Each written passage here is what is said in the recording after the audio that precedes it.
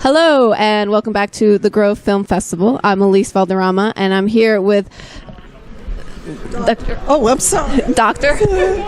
Barbara Holstein, and I have a film in this great film festival, The Truth, a short film. It's based on a book I wrote, The Truth, Diary of a Gutsy Teen. Okay. So, tell me about that. Okay.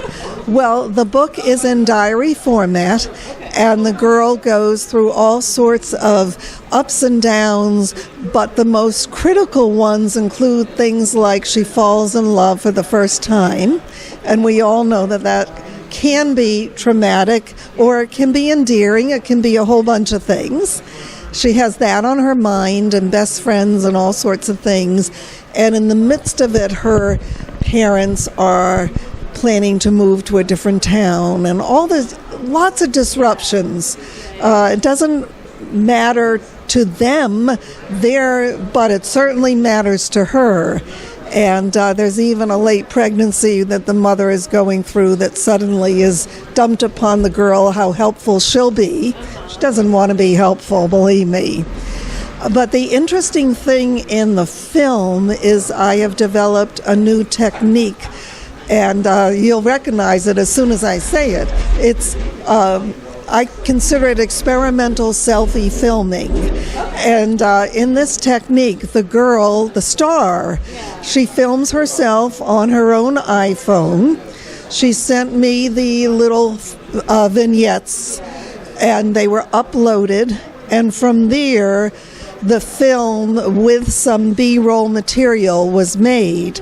But not only did she do her own filming, she chose her costumes, she chose her her settings with my direction, and I directed her, but I was never in the same room with her after the initial consults.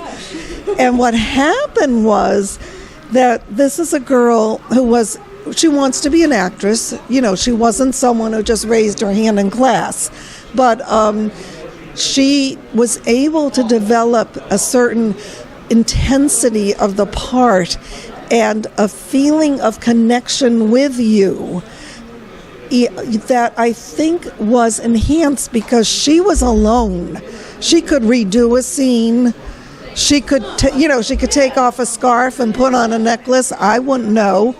And the material she sent me, she was satisfied with, and you will see when you see the film tonight that there's a kind of connection, and I believe that selfies really can be used as art in filmmaking and not just for horror movies, That's what I believe. I'm very pro selfie. I think it sounds like a wonderful new way to present a film. What gave you the idea for it? Well, I become extremely interested in selfies, probably from the moment, now this is really secret stuff, that I stood in the bathroom when we were on a vacation about 5 years ago, and, I'm no youngster, and I stood in the bathroom and took my own iPhone and started to take my picture, and I started to process it. Well, by the time I had taken maybe 50 pictures, I was thinking to myself, you know what? I like the way I look, and I like the way I'm able to pose without anyone bothering me. Right. Right. That Like something right. That independence of it. Yeah. And then I started to work with it as a psychologist, and I've written a lot of articles about selfies. That they give us a form of a diary that we never had. Right. And nobody is watching, and nobody is. You're not waiting till people say, oh, you come over too, we want your picture. Right. You're just taking ownership of, your own body and yourself. And kind of metamorphosized from that personal revelation.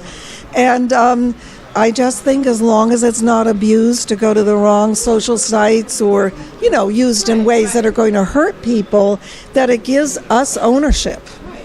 And it can give actors and actresses ownership also. And I mean, it's a new era, right? Yeah, that sounds so. Looking very forward to the film. Thank you for being here.